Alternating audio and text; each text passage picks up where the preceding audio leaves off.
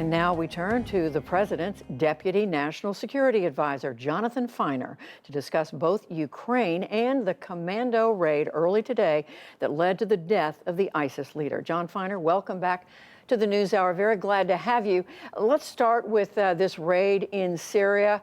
We know that ISIS is not the great force that it once was across the Middle East. We know it's an organization that's been able to regenerate itself. So what is the death of the most recent leader really do to degrade its capability? Well, Judy, Haji Abdullah, the leader who you're referencing, has been involved with ISIS from the very beginning. He is a terrorist who played a role not only in driving the genocide that took place against the Yazidi people back in 2014, but just last week in an attack that took place on a prison in northeast Syria, where ISIS tried to free a significant number of its senior leaders who are held captive there. Fortunately, that event was thwarted by U.S. partners, the Syrian Democratic Forces. But this is someone who plays a significant operational role day in, day out in an organization that remains potent and that is still trying to target the United States, our people, and our allies, and taking him off the battlefield is a significant blow to the organization and a benefit to our safety and security. I want to ask you, John Finer, about the death of civilians involved, family members. I know the president said today everything possible was done to avoid that, and yet the ISIS leader al-Qureshi blew himself up. His wife and 2 children died. My question is, was everything possible done to avoid that, or is the decision simply made, since these innocents are so close to the target, this is just part of doing business? Well, what I can say, Judy, is that from the very beginning, from the moment the president was first briefed on this operation, frankly, from the moment the operation began being planned months ago, the desire to avoid at almost in every way civilian casualties was foremost in the minds of the planners, of the president himself, and I know of the service members who took part in this operation. That is a major part of why this was not a drone strike that took place against this target.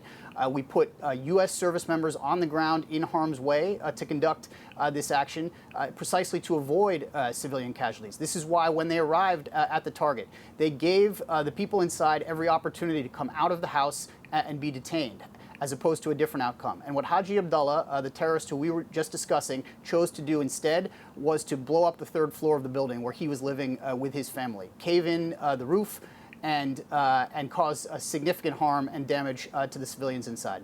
At the same time, John Finer, we know there have been a pattern of airstrikes where civilians have died. There's frankly also been reporting on dissembling by the military about what's happened in these situations. How can the American people have confidence that we're getting the straight story from the military now?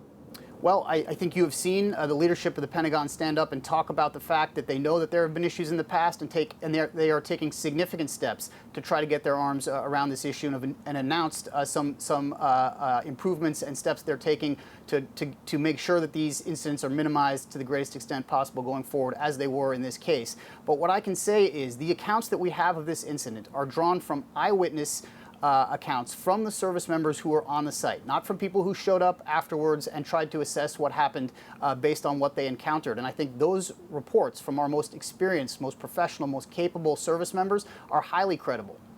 Going back to the initial question about the ISIS threat, where exactly is it still a major threat to U.S. interests? Well, ISIS, like al-Qaeda and other terrorist organizations, in large part because the United States and our partners in the coalition that is fighting it have been so successful at degrading it over now a period of 3 successive administrations, it has moved beyond its original geography, emerging first in Iraq and Syria, and now maintains a presence on the African continent, in South Asia, and in other places. But what this raid shows is that even in an obscure part of northwest Syria, in a small town that most people have never heard of, the United States will find the leadership of these organizations that are targeting the United States and bring them to justice.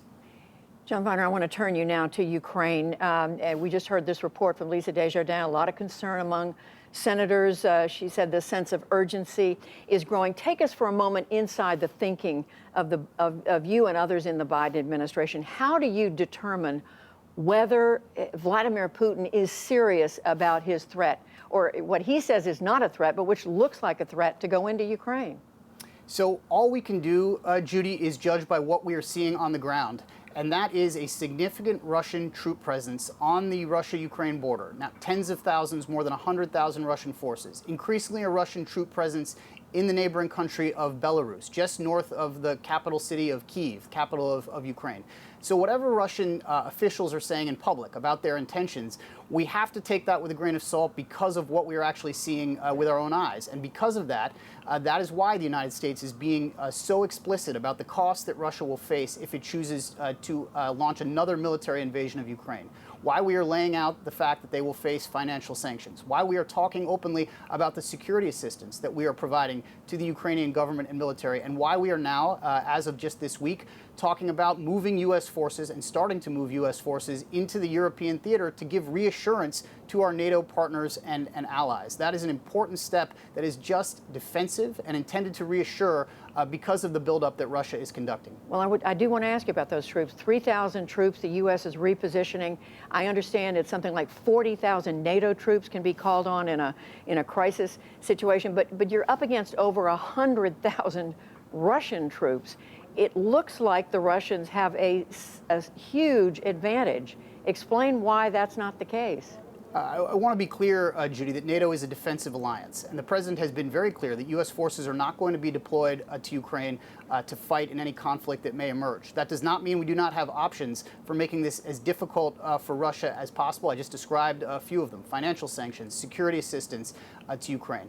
But the president has also been clear that the NATO alliance, under which we have commitments to defend the security and safety of our allies, many of whom border either Russia or Belarus, where Russia is now amassing forces, means that we owe those countries, and we will live up to our commitments to make sure that their security and safety is looked after. And that's what these deployments are all about. But the numbers are lopsided.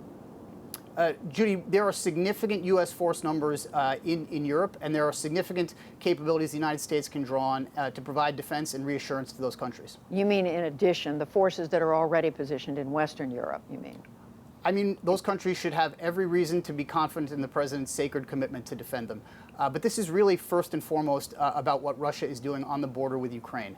And I think the attention when it shifts to our deployments is frankly sometimes a tactic by the Russians to take the focus off of what they are doing and what we are forced to respond to. 100,000 plus troops on the border of a sovereign country that frankly has no desire for Russian forces to be engaged in conflict with them.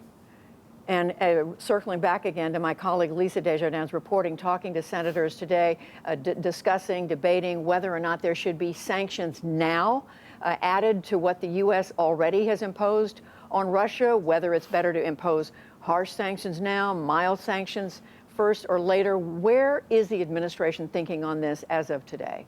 So I think we're in close consultation with a number of our friends and colleagues on the Hill about some of the measures that are being debated. We have laid out what we think is an extremely strong, extremely powerful set of economic sanctions that we would take in the event that Russia chooses military action and not diplomacy, which frankly would be our preference for resolving this situation. I don't want to get ahead of these conversations that are taking place on Capitol Hill, but our partnership is close and the consultations, I think, are productive. So it sounds like nothing before a potential invasion? What we have been focusing on up till this point is sanctions that would take place in the aftermath of Russian military action. We're going to leave it there. Jon Finer, Deputy National Security Advisor to President Biden. Thanks very much. Thanks, Judy.